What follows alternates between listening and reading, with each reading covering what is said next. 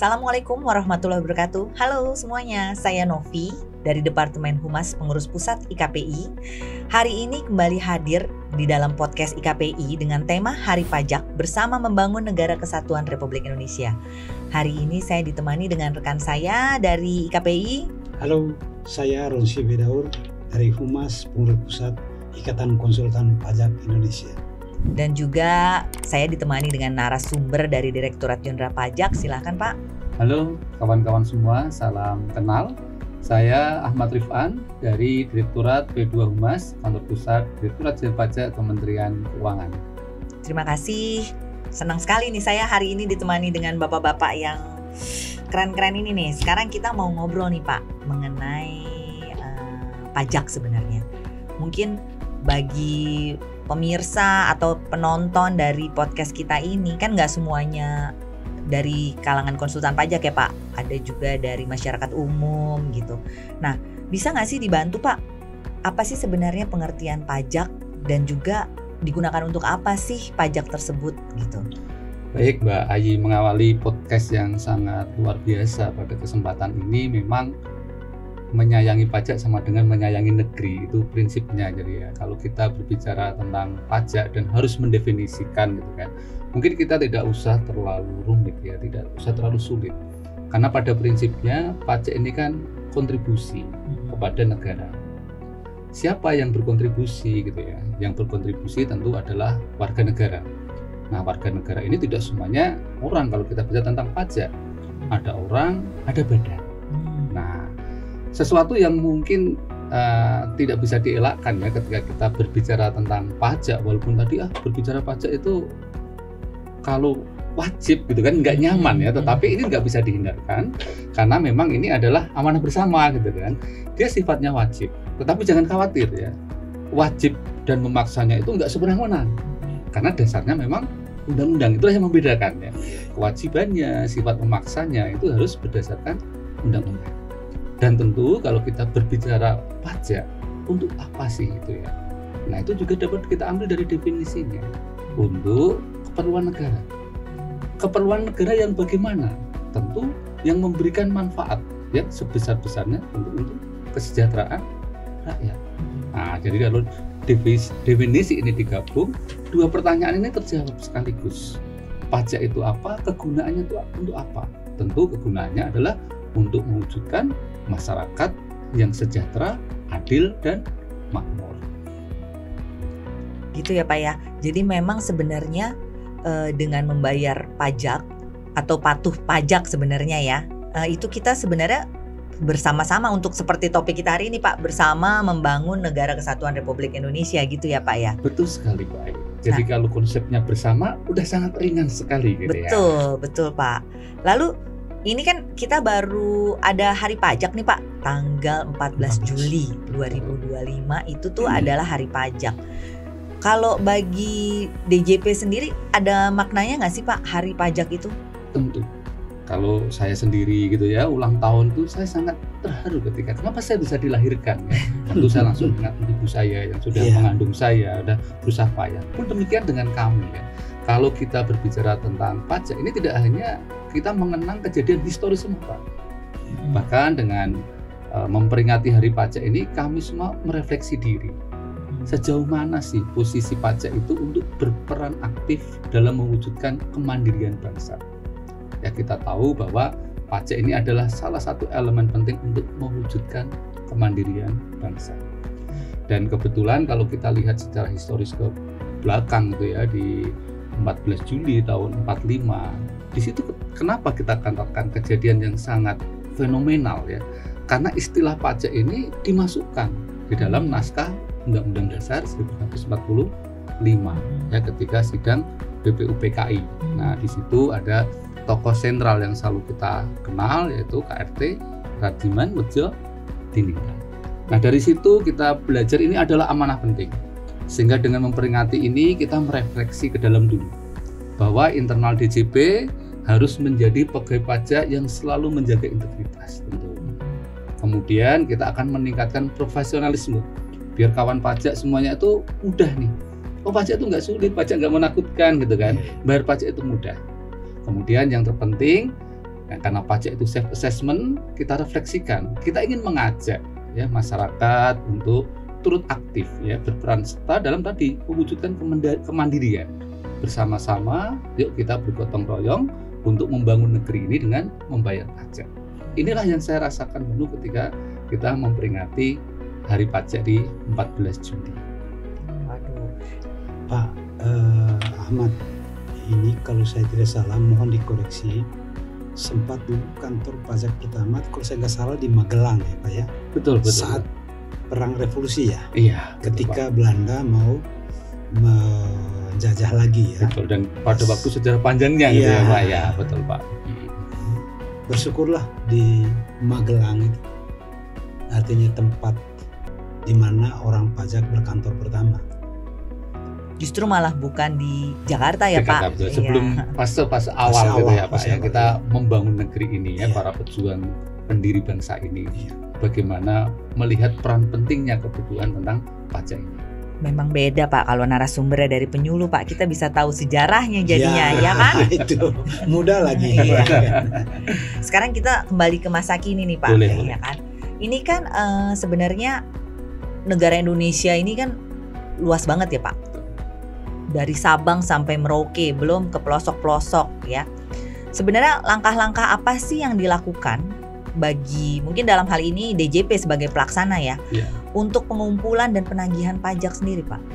Nah, ini pertanyaan yang sangat menarik sekali ya. Kalau kita lihat, bahkan saya merasakan sendiri ya sebagai aparatur sipil negara ketika saya ada penugasan.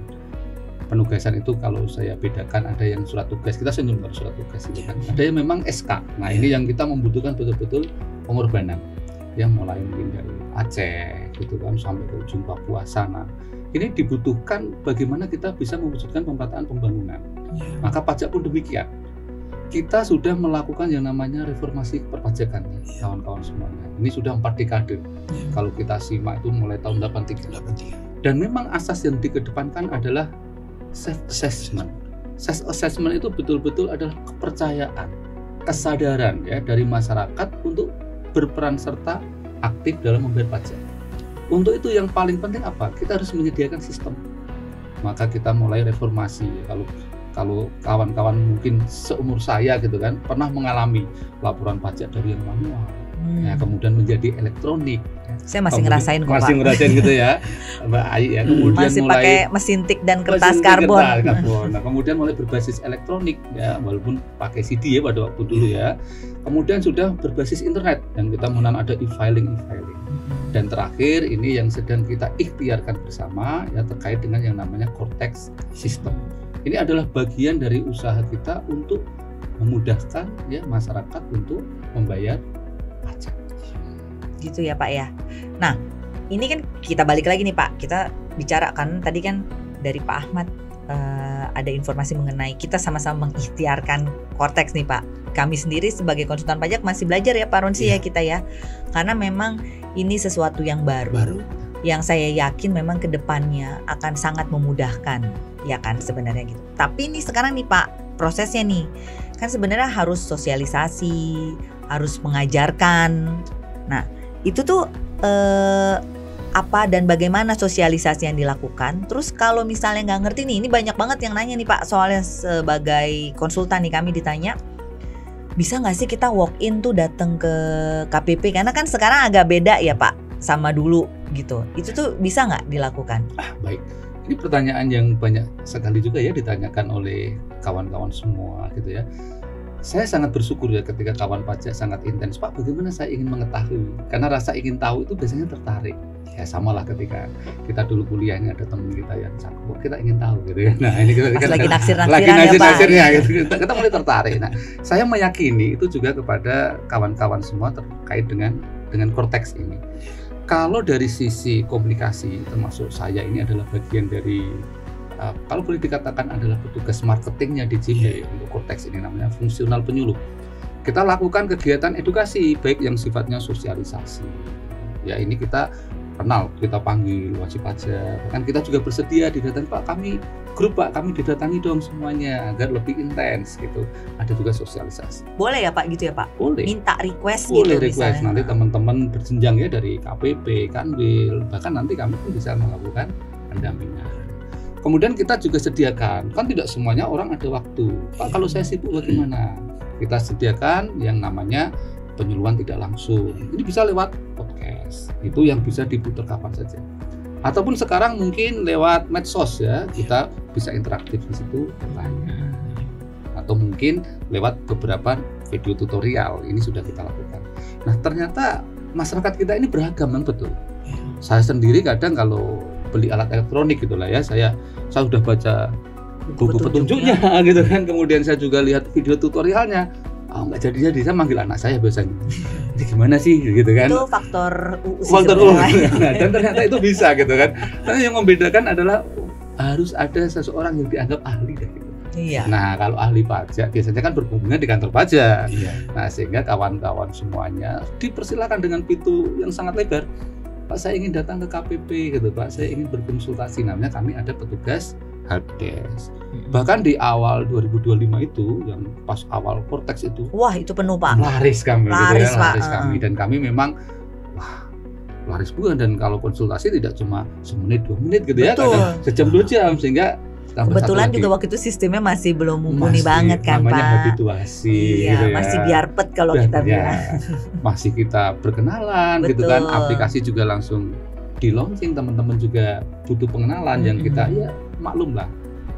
Namanya juga habituasi ya, Betul. kita kenalkan, dan syukur alhamdulillah ini sudah sangat berkurang. Ya, antrian juga berkurang, teman-teman juga sudah udah mulai bisa Pak. Nah, ini adalah sebenarnya hasil kesabaran kita bersama ya dalam melakukan habituasi terhadap Cortex.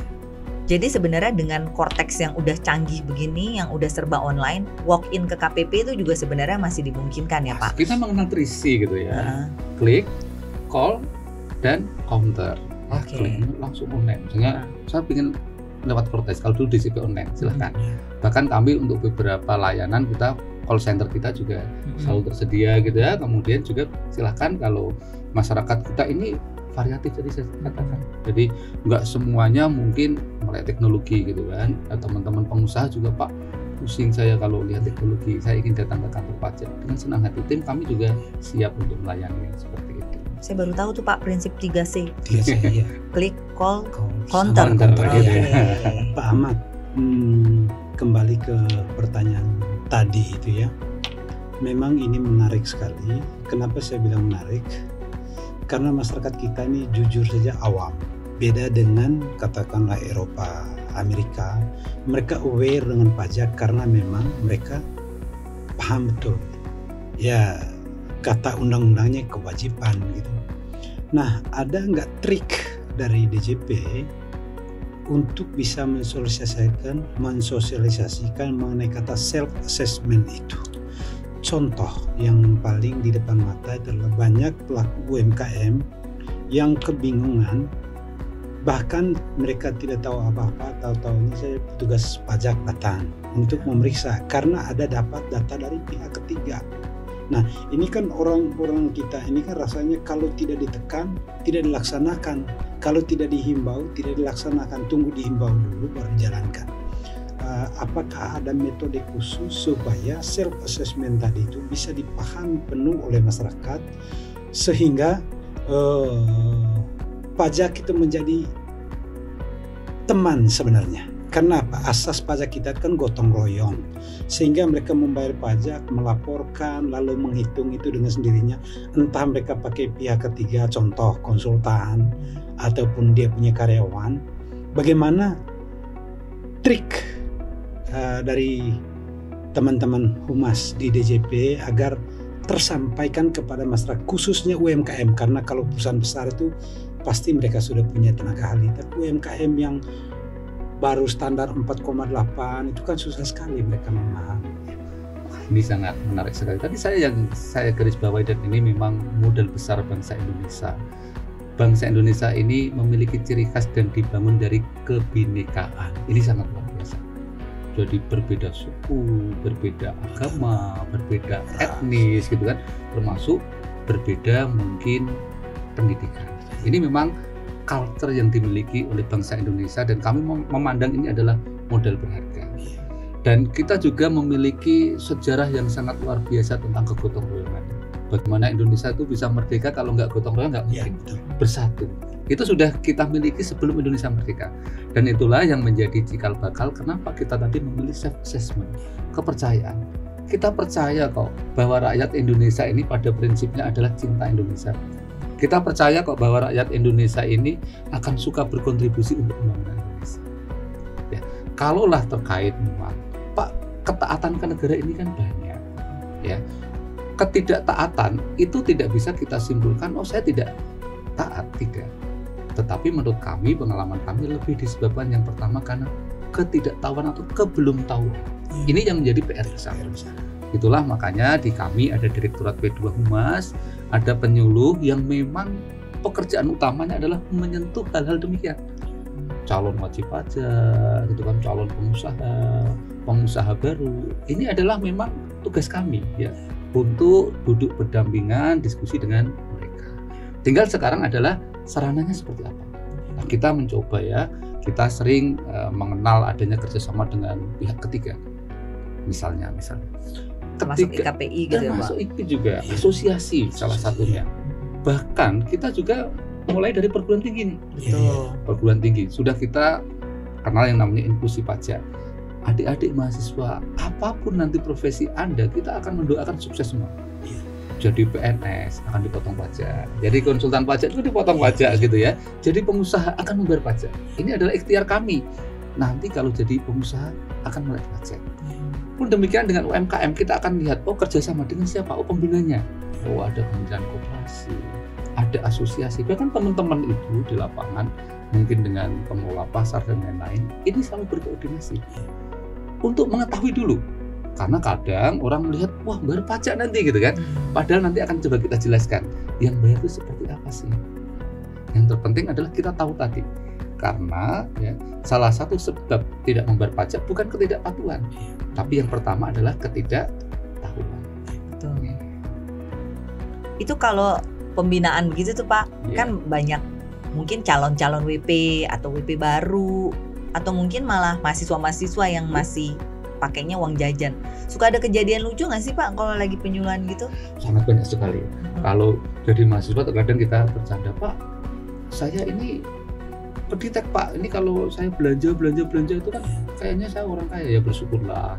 Biasanya kalau mahasiswa seperti itu adalah dianugerahi orang tua yang kaya gitu ya, yang memberi kepercayaan, dikasih uang saku yang lebih sehingga bisa lebih, sehingga ya enggak serta-merta kita kenakan pajak. Tapi ada satu kejadian yang menggelitik saya. Suatu saat saya pernah diskusi tadi dengan teman-teman UMKM sebenarnya, pengusaha baru. Awalnya protes, Pak, pajak itu sulit Pak, saya tidak mau bayar pajak. Nah, kita datang, oke Bapak sudah punya NPWP gitu kan. Apa itu NPWP? Ya kita analogkannya kayak KTP lah, pakai SIM gitu kan. Setelah daftar, ya saya jelaskan.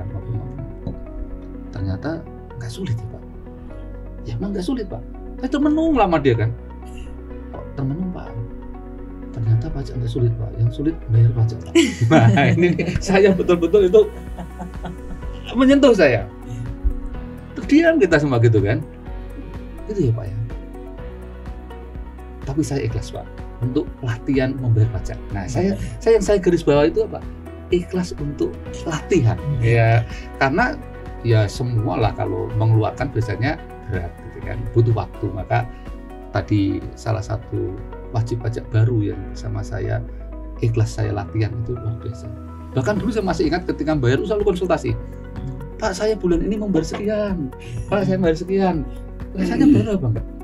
Dan yang menjadikan awalnya lucu tapi saya bangga, Pak saya ceritakan ke Pak, kalau saya dengan teman saya bayar pajak, saya daftar nggak sulit. Tadi memang sulitnya membayar pajak, tapi sekarang saya latihan ikhlas untuk membayar pajak itu Pak ya. Itu sampai sekarang saya sangat berkesan pada waktu itu. Itu ya Pak. Maksudnya tadi kan Bapak Pak Ahmad sempat mention tuh sebenarnya masyarakat kita itu karena ketidaktahuan, karena ketidakpahaman, makanya tidak membayar pajak. Nah ini sekarang nih Pak, misalnya pengusaha kecil nih Pak, terus dia udah menjalankan usaha bertahun-tahun yang sebenarnya itu adalah objek pajak. Tapi kan beliau nggak tahu nih kalau ternyata itu adalah objek pajak. Pada akhirnya muncullah keharusan untuk membayar pajak. Yang seakan-akan dia ngegulung nih Pak dari belakang, mungkin berapa tahun ke belakang. Nah itu kan menjadi berat buat dia. Beda dengan kita, kalau current kan ya cicilannya gitu. Misalnya bicaranya cicilan 1 juta per bulan dibanding suruh bayar 1 juta dikali 36, ya kan Pak? Nah, ada nggak sih hal-hal seperti itu yang mungkin jadi pertimbangan dari DJP, mungkin kayak semacam pemutihan atau gimana gitu Pak, supaya nggak bisa gulung tikar loh Pak pengusaha kecil gitu kalau disuruh bayar si 36 langsung brek begitu. Ini juga sudah menjadi bahan pertimbangan ya dari kami kepada calon wajib pajak, kepada masyarakat. Kalau kita simak ya, selama 2 dekade terakhir gitu kan, kita dulu mengenal ada program namanya Sunset Versi gitu kan. Ini kita akan masuk dunia baru gitu kan. Sesuatu tadi yang salah, yuk kita benerin bareng-bareng. Kita mulai kayak orang Idul Fitri gitu kan, kita kembali suci gitu kan. Nah, silahkan nanti dibayar aja pajaknya, nggak akan dikenakan sanksi. Kita pernah melakukan program itu dan antusias masyarakat juga banyak. Kembali lagi bangsa kita ini besar sekali. Kemudian muncul lagi, Pak saya ternyata kelewat Pak, belum saset. Kita kenalkan lagi, dulu adalah tax amnesty. Kita sudah kasih. Ayo teman-teman wajib pajak yang masih belum tahu atau yang sudah tahu mungkin karena banyaknya transaksi kelewatan. Sangat manusiawi. Manusia tempatnya salah dan lupa. Itu sangat manusiawi sekali. Betul. Diberikan lagi. Kemudian yang baru kita mengenal juga PPS, ya kan, program penguapan sukarela, itu juga sudah ada. Nah, harapan semua itu diberikan kepada masyarakat untuk menjawab sebenarnya persoalan-persoalan yang ada seperti itu. Toh kok sekarang mungkin ada lagi gitu kan. Pemerintah pun selalu kebijakan ini harus betul-betul adil ya, menyentuh. Kalau dia memang sengaja ya ada porsinya sendiri, kan. Kalau untuk masyarakat tentu ada porsinya sendiri. Nah, tentu untuk yang UMKM ini pun ya, kalau kita simak di kebijakan baru itu juga insentifnya sangat luar biasa, sangat luar biasa. Ya kalau saya analogkan Pak, saya UMKM tuh bayar 0,5%, tidak semuanya. Kalau orang pribadi gitu kan, kita masih kenal insentif itu 500 juta. Betul. Jadi kalau misalkan ini ya, saya punya kawan, saya mau merintis usaha. Sekarang yang baru hot kan kopi gitu ya. Nah, kopi ini baru hot gitu kan. Atau saya punya adik yang saya nggak pengen jadi orang pajak, pusing mikir pajak gitu kan. Saya ingin membuat kopi saja gitu kan. Silakan dihitung gitu kan. Kalau memang belum melebihi 500 ya masih bebas ya Pak. Pasti akan bayar. Betul. Ini adalah salah satu bentuk bagaimana penghargaan ya negara ini kepada UMKM agar tumbuh. Ketika sudah melebihi pun kita coba sampaikan ini yang sering saya sampaikan kepada teman-teman pengusaha muda. Ya, saya analogkan tadi kopi. Ketika sudah lebih pun harusnya sesuatu yang menantang kita untuk beramal. Nah, ini saya kenapa? Kalaulah kita dalam sebulan itu berhasil menjual 200 cangkir, kita hanya sisihkan 1 cangkir untuk menjadi hak negara. Dan tadi konsepnya di awal pun sudah dipakai oleh kita semua. Ini akan digunakan untuk kesejahteraan, untuk kemampuan rakyat. Jadi dari 19 kopi yang tadi bisa kita nikmati sah untuk keluarga kita, satu kopi ini ingin kita bagikan kepada seluruh masyarakat Indonesia. Ada yang sekolah tidak mampu, kita kasih dana di sana, gitu ya Pak ya. Ada yang berobat sulit, kita pakai untuk dana kesehatan dan seterusnya. Ini dari 1 kopi tadi. Bayangkan ya kalau kita bisa berkontribusi tidak secangkir, bisa 2 cangkir berarti menjadi 400 yang kejual, gitu kan? 3 cangkir berarti 600. Doanya kita tuh selalu bagus. Semakin besar pajak yang dibayar, berarti rezeki yang dititipkan oleh Tuhan itu semakin besar. Harus punya keyakinan itu ya Pak. Ya, bahkan saya mendogma diri saya seperti itu. Kalau saya dipotong pajak besar, saya sampaikan kepada istri saya, alhamdulillah berarti gaji saya naik. Betul nggak? Ya betul. Harus kita lihat seperti itu. Bahkan mungkin ini kawan pajak yang masih single, masih muda ya, podcast ini bisa dipakai untuk kenalan nyari pacar gitu ya. Jadi yang ditanya, kamu cinta aku atau enggak gitu kan? Cinta negeri gitu kan? Jadi bayar pajak. Kalau sama negeri aja cinta, apalagi sama pasangan ya Pak. Bahkan bukan kita ngajari materi gitu kan. Kalau ngobrol, wah saya dipotong sejuta kok. Langsung dipikir, oh ternya berapa gitu kan. Kok saya dipotong 10 juta ya, oh ternya berapa, langsung ketemu nih kira-kira nih calon imam saya nih, jadi nanti berapa penghasilannya udah kebayang. Itu bisa dijadiin cara buat ngerayu cewek juga ya Pak. Cara mencintai negeri dan pasangan gitu kan, itu salah satunya gitu yang ingin kita contohkan. Pak Ahmad, menarik pembicaraan semakin panas ya. Ada beberapa keluhan ya, khususnya dari daerah.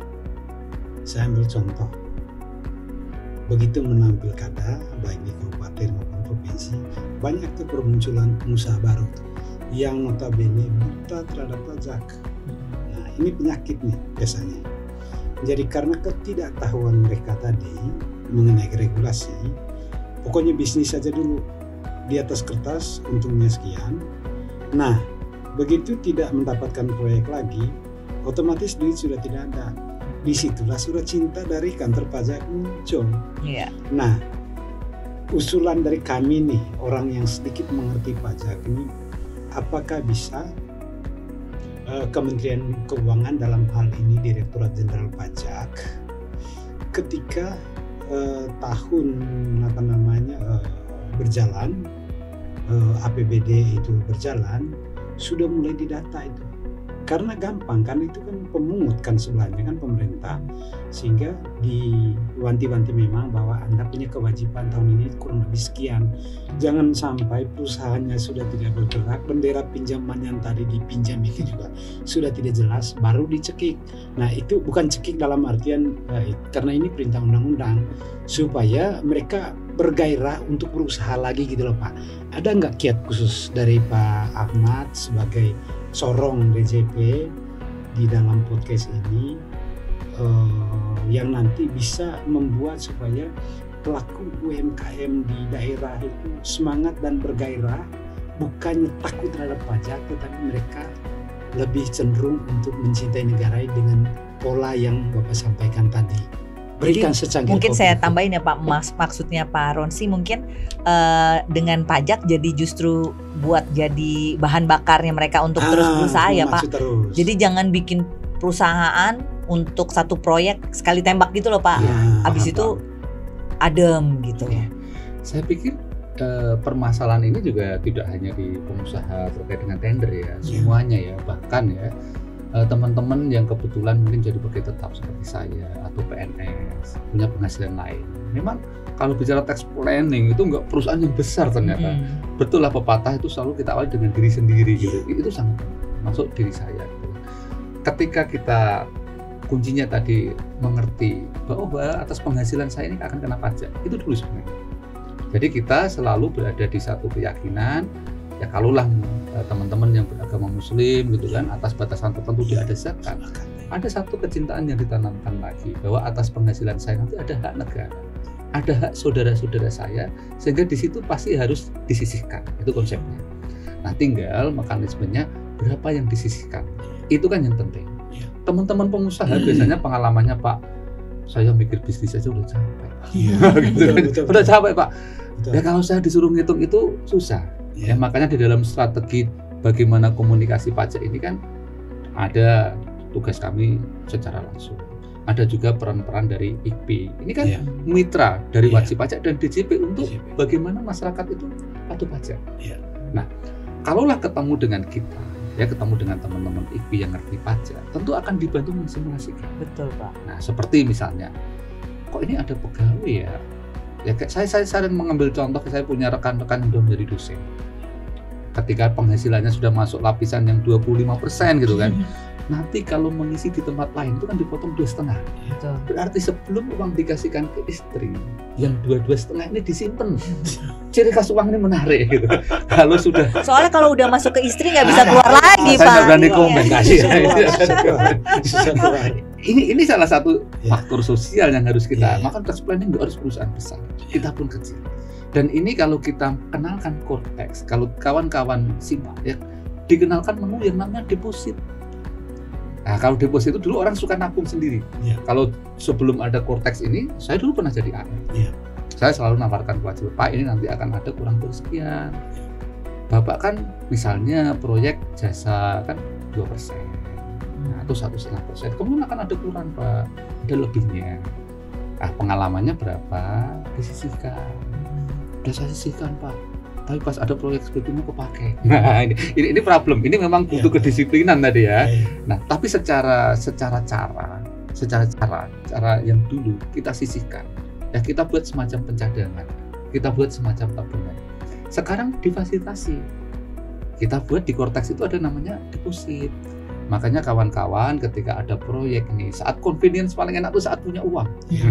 Kalau PNS itu dulu sering dipercandain dosen saya. Kalau gaji disuruh bawa ke rumah, baru disuruh bayar pajak sendiri-sendiri, nggak sampai ke kantor pajak lagi nanti gajinya gitu ya. Sudah mampir ke warung, sudah mampir kemana gitu kan. Nah, ini yang juga akan kita terapkan kepada self assessment diri kita. Nah ini yang saya coba untuk membangun budaya sadar dan cinta pajak itu saya seperti itu. Nah, dengan ketemu dengan teman-teman di lapangan, dengan konsultan bisa dibantu dimonitor. Ini self assessment kepercayaan. Kepercayaan itu selalu identik dengan kejujuran. Tidak mungkin kita akan percaya orang yang tidak jujur, gitu kan? Betul kan? Ini kepercayaan. Tidak ada dusta di antara kita, kan seperti itu. Nah, dengan kepercayaan tadi, ya orang ada trust, ya kita sisihkan di akhir tahun tidak terlalu berat. Karena kalau sudah tanggal 30 Maret itu biasanya Pak, melamun Pak. Nah, ini cadangannya tidak ada. Nah, semoga dengan perencanaan seperti itu yang tadi kita khawatirkan, tahu-tahu bayar pajak banyak. Kenapa banyak? Karena cadangannya udah kepake untuk bisnis yang lain, gitu kan. Kami menyadari bisnis ada resiko, Pak. Ada untung, ada tidak. Atau yang paling ekstrim kadang ya namanya anak muda sekarang ya Pak ya, kalau punya uang kan mungkin untuk healing dulu lah, gitu kan, ini malah susah nyarinya gitu kan. Malah minus Pak, gara-gara biasanya. Nah, itulah peran kenapa kita harus berinteraksi dengan yang memang betul-betul paham pajak, gitu kan, supaya kita tahu. Kalau kita tahu kita tidak akan terrugikan karena ketidaktahuan kita. Sekarang balik ke menu deposit itu ya Pak. Kalau sebagai orang bisnis tuh Pak, kebanyakan kan mereka berpikir gini, mendingan taruh di bank aja, dapat bunga, ya kan. Nah, sekarang kalau dari WP, sebenarnya apa sih untungnya nyimpan di deposit tuh Pak? Iya, ini selalu menjadi tidak hanya pertanyaan ya, saya pikir ini adalah usulan. Pak, ini kalau depositnya dikasih bunga seperti apa, gitu kan? Kadang saya juga sama teman kan, kantor pajak kan bukan kantor bank ya. Sehingga kalau kami disuruh memberikan bunga nanti kami harus izin OJK gitu kan untuk memang. Tapi yang lebih substansial bahwa kalau kita bicara keuntungan ya, pajak itu kan kalau ada jatuh tempo pembayaran. Betul. Jadi itu yang sering kita ceritakan tadi. Kayak tadi penghasilan kami terima di tahun 2021 lupa nggak kebayar-bayar. Tapi kalau kita sudah punya deposit di tahun 2021, tanggal bayarnya itu akan dianggap tanggal kita naruh deposit. Itulah yang kita berikan. Karena walaupun belum diklik submitnya gitu ya Pak. Ya, itulah yang dapat kita berikan karena kewenangan kita adalah mengatur tentang administrasi perpajakan.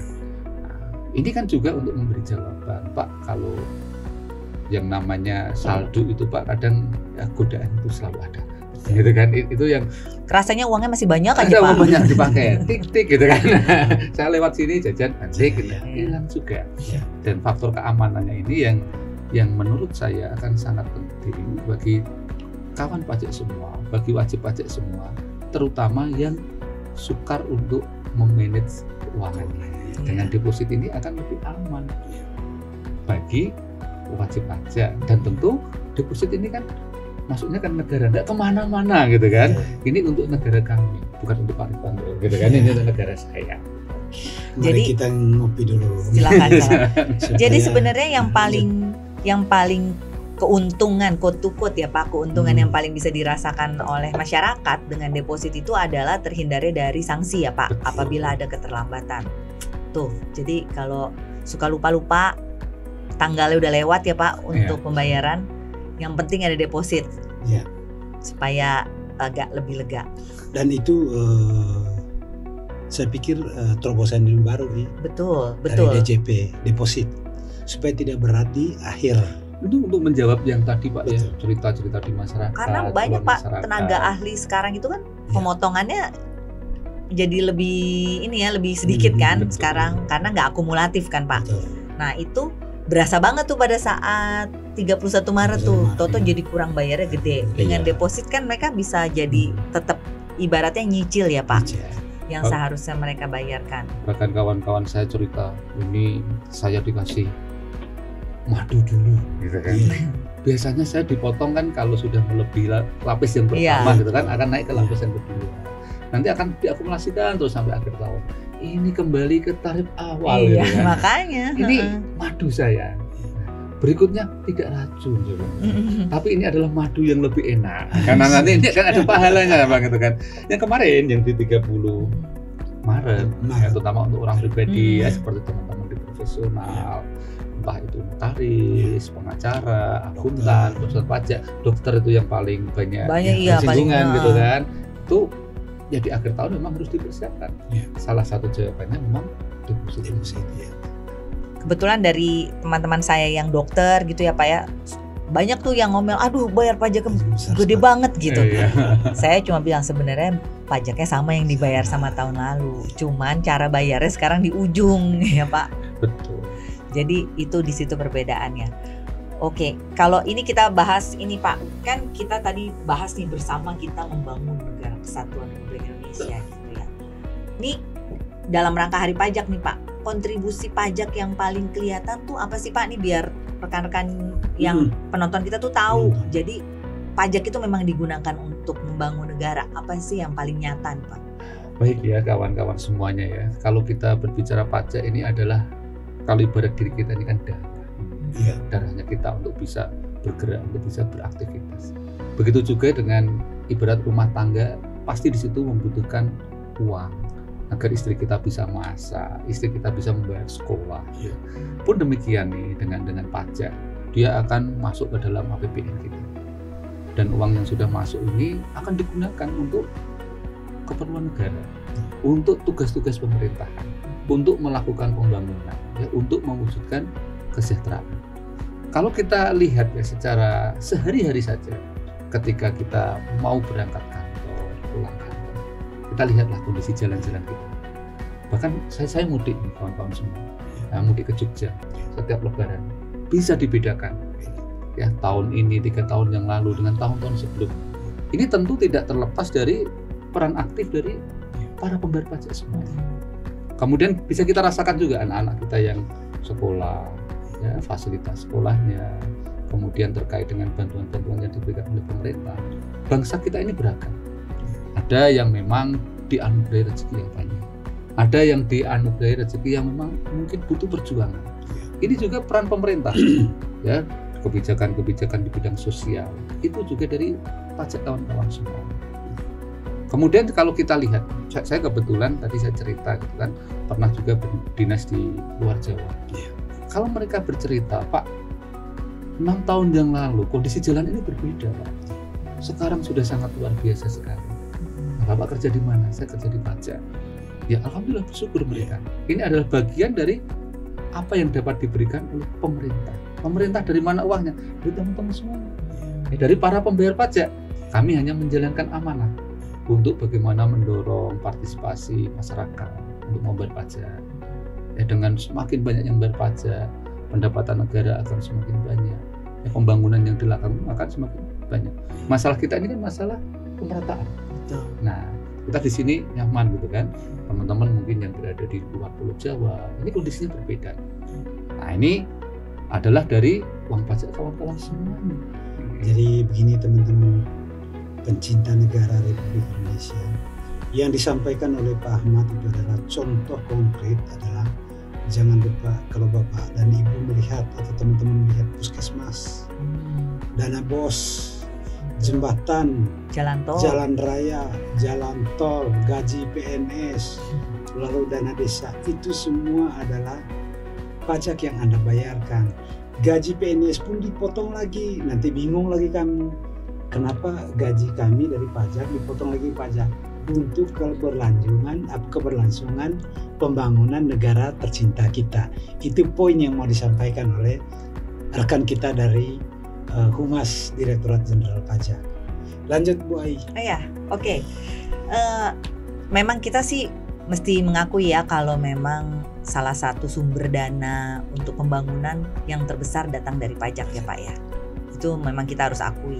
Jadi tapi dari rekan-rekan bisa lihat sekarang kita bisa pergi dari Jakarta ke Surabaya langsung lewat tol. 9 jam udah nyampe. Lebih cepat Pak ya. Zaman dulu saya bisa 24 jam Pak. Ya kan keluar dulu lewat kampung-kampung, masuk lagi. Jadi saya ngalamin Pak. Kalau pulang kampung harus bawa uang receh.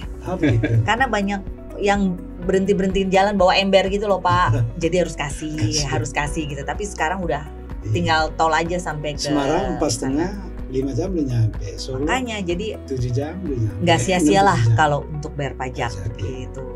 Dia saya boleh tanya juga nih Pak, ini kan untuk pembangunan. Untuk rakyat kecil tuh bisa nggak sih Pak? Apa sih contoh konkret membantu rakyat kecil?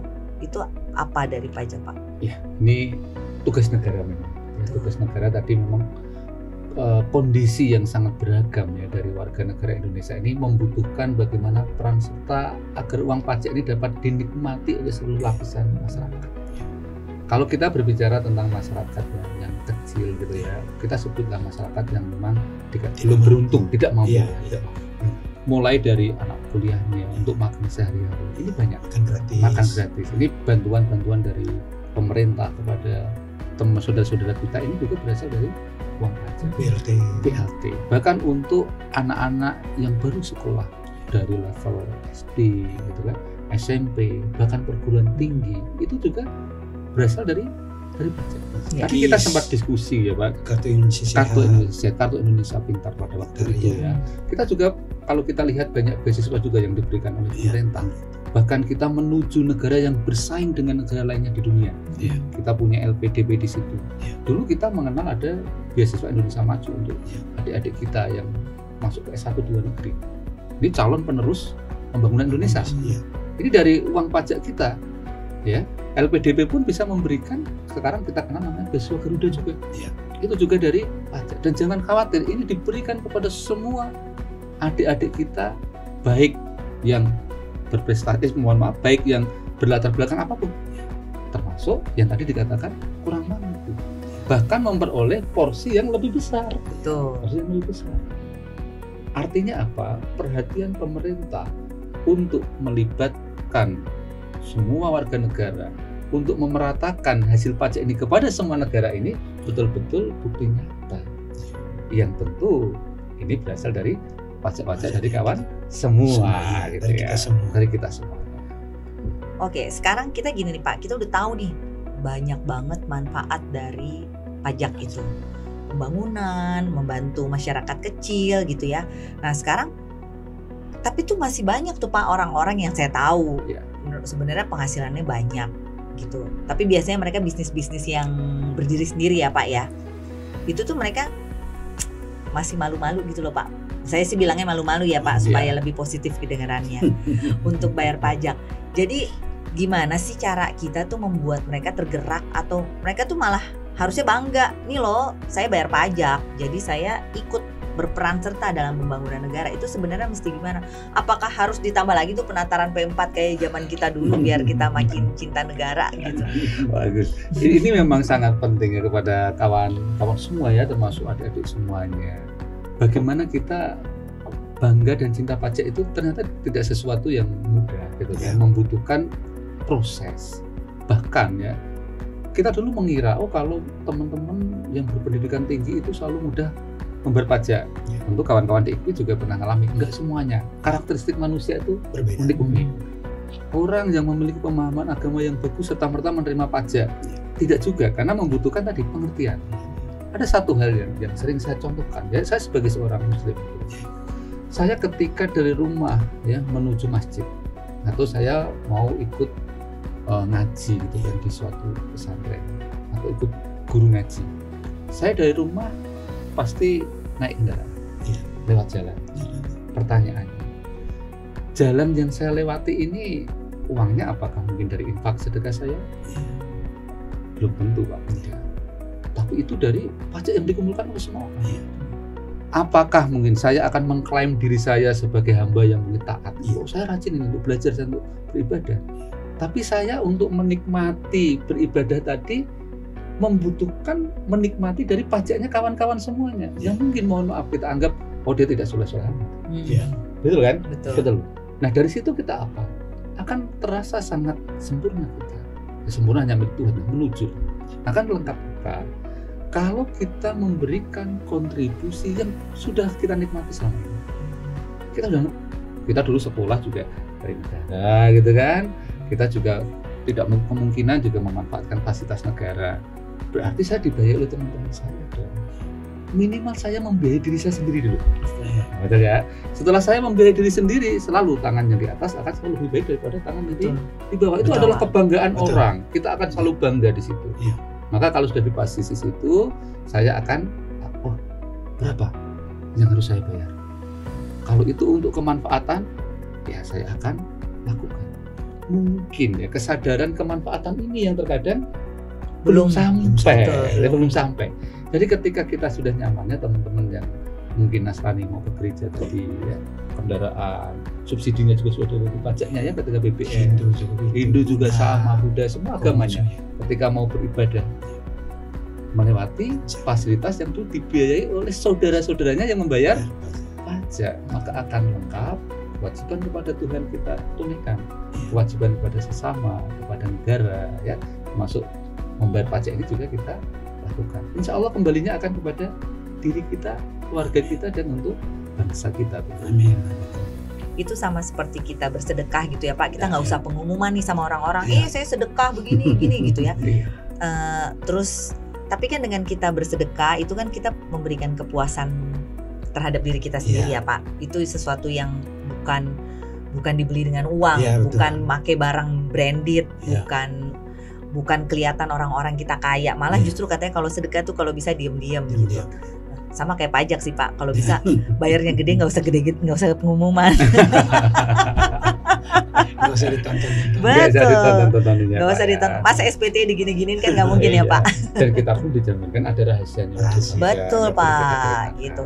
Jadi kewajiban menjaga rahasia wajib pajak itu nggak cuma dari DJP sih Pak, kami sebagai konsultan juga ada gitu ya. Ada disclosure soal itu gitu. Ini udah cukup seru ya Pak, obrolan kita seru banget gitu ya. Jadi mungkin terakhir nih Pak, pertanyaan terakhir di hari pajak ini, harapan pribadi Bapak sebagai penyuluh pajak kepada seluruh rakyat Indonesia nih apa sih Pak? Biar gampang gitu kerjanya gitu. Sama rekan-rekan di KPP maupun penyuluhan di seluruh Indonesia. Mungkin untuk konsultan pajak juga Pak. Harapan kami sama tadi ya. Sebenarnya negara ini dibangun dari gotong royong. Betul Pak. Mari kita bergotong royong. Wajib pajak, kemudian petugas pajak, ya, konsultan pajak, bekerja bersama-sama. Bagaimana caranya agar usaha ini bisa sukses? Kalau usahanya sukses, tentu negara akan memperoleh bagiannya yang disebut dengan pajak. Nah, dengan pajak inilah ya yang akan dibutuhkan oleh bangsa dan negara ini, yang dibutuhkan oleh saudara-saudara kita. Kuncinya apa? Kuncinya adalah kita harus bangga dan cinta dengan pajak. Kalau ada sesuatu yang mungkin saya belum clear, belum jelas, tanyalah kepada petugas pajak, tanyalah mungkin kepada konsultan pajak yang kredibel, yang jadi mitranya wajib pajak dan Direktorat Jenderal Pajak. Dengan seperti itu, ya, permasalahan-permasalahan yang ditakutkan oleh masyarakat, masa telur 10 diambil telurnya 15. Tadi saya contohkan, kopi 200 kita kasihkan 1, telur 200 diberikan 1. Semoga akan menjadi keberkahan semua. Amin. Kalau masyarakatnya berkah, ya, negaranya juga akan menjadi negara yang aman, tentram, sejahtera dan adil. Itu adalah harapan dari kami. Dan sesuai dengan slogan yang kita ambil ya di perayaan Hari Pajak di 14 Juli 2025 ini, pajak tumbuh, Indonesia tangguh. Nah, kita harapkan dengan pertumbuhan pajak yang bagus, ya, wajib pajak sadar semua kan akan tumbuh gitu. Maka ketangguhan Indonesia ini akan tercipta, masyarakat juga akan menikmati. Itu harapan dari saya. Luar biasa memang. Isi semua hari ini. Betul, isi semua. Daging semua ini rekan-rekan ya. Oke. Kalau saya boleh mengutip tadi masukan dari Bapak ya Pak. Kalau ada hal-hal yang nggak jelas, silahkan ditanyakan kepada tenaga ahli yang ada di Direktorat Jenderal Pajak atau konsultasi ke konsultan pajak seperti kami. Kena nih Pak buat iklan kita Pak. Yang kompeten. Iya. Jadi jangan meminta saran dari orang yang ujung-ujungnya bagaimana mengakali pajak ya Pak. Iya, Betul. betul. Kita lebih bicara tax planning. Iya. Bukan begitu Pak? Betul. Sesuai dengan ketentuan ya. Iya. Kalau di teman-teman IKPI kan pasti tax planning yang berbasis compliance. Betul. Karena memang mitra dari DJP DJP. sekaligus mitra dari wajib pajak. Betul. Oke, sekali lagi terima kasih Pak Ahmad. Aduh, ini Luar perbincangannya biasa. menarik Terima sekali. kasih. Sangat informatif buat seluruh rekan-rekan berbagai kalangan. Semoga bermanfaat dan terima kasih juga Pak Ronsi sudah menemani saya hari Sama-sama. ini. Sekali lagi dalam rangka Hari Pajak, mari kita bersama-sama membangun Negara Kesatuan Republik Indonesia. Saya Novi pamit. Assalamualaikum warahmatullahi wabarakatuh. Waalaikumsalam warahmatullahi wabarakatuh.